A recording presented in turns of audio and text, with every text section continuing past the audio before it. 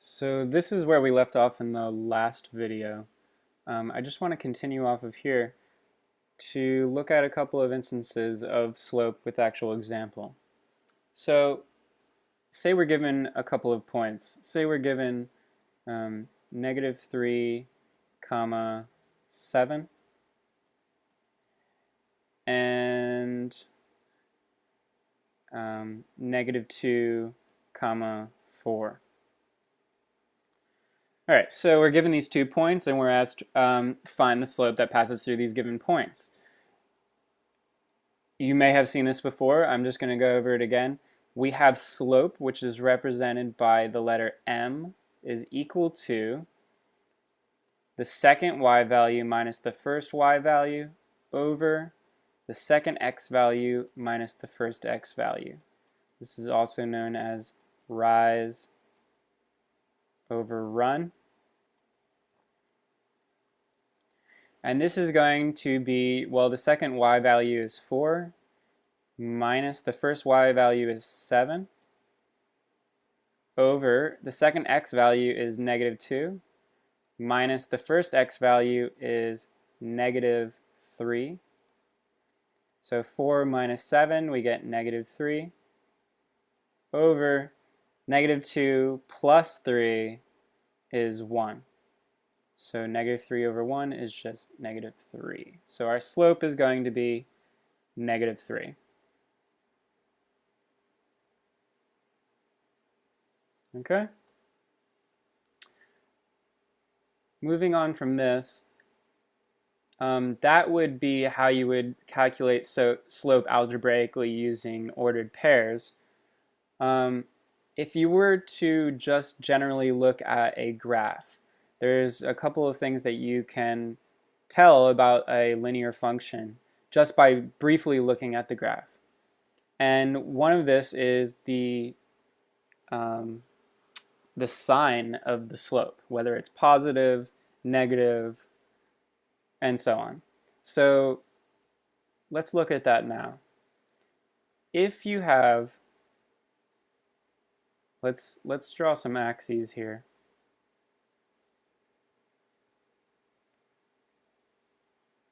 So say we have y-axis and an x-axis. Okay. Y, X. Okay.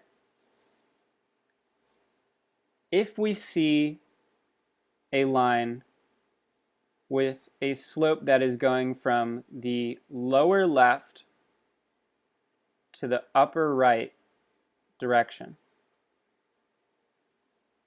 that is positive slope. Positive slope. Okay?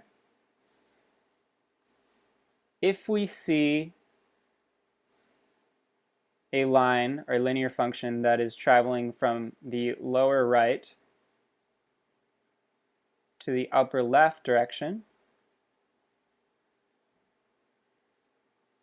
this linear function is said to have negative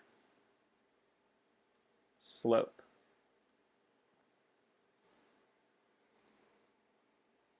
Now, there's more than just positive or negative slope. The other slope that we can have is a zero slope. Zero slope would be a horizontal line. It's as horizontal as that's going to get. So this is said to have zero slope. And lastly, the only other slope that we can have is a vertical line, which is not a function, right? Vertical line is not a function. And this is said to have undefined slope. Undefined. There is no way to define the slope. It's the slope is typically some number divided by 0, which is not possible of being completed in mathematics. So it's known as undefined. Nobody knows how to define it. The last thing that we can look at with a linear function are the intercepts.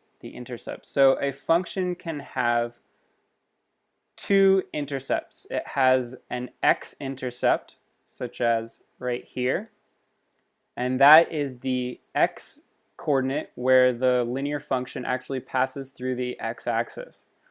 And then it has the y-intercept. The y-intercept is where the linear function passes through the y-axis, that y-coordinate.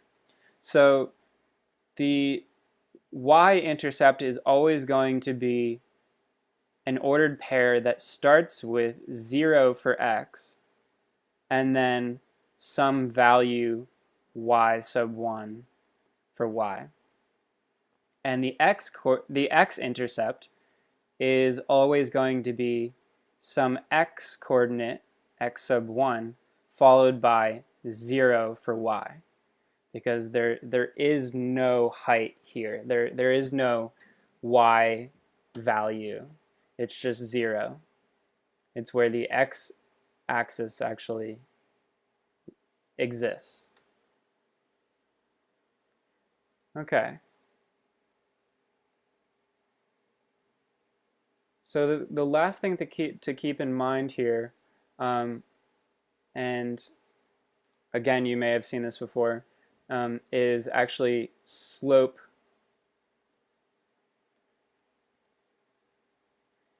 intercept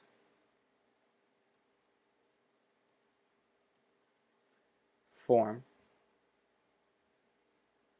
So slope intercept form is given by the equation y equals mx plus b. This is so important, so important. So here we have y, which is our dependent variable.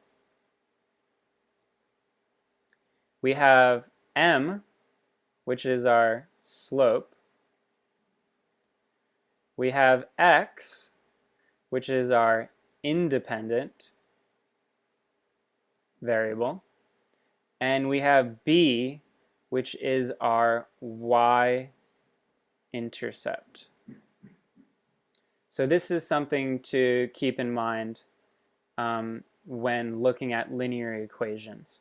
Because our y-intercept, which we discussed right over here, is 0 comma y sub 1. Well, really, the way that we would write that would be 0 comma b. Because b is our y-intercept. That's the actual y value that I was actually talking about right over here.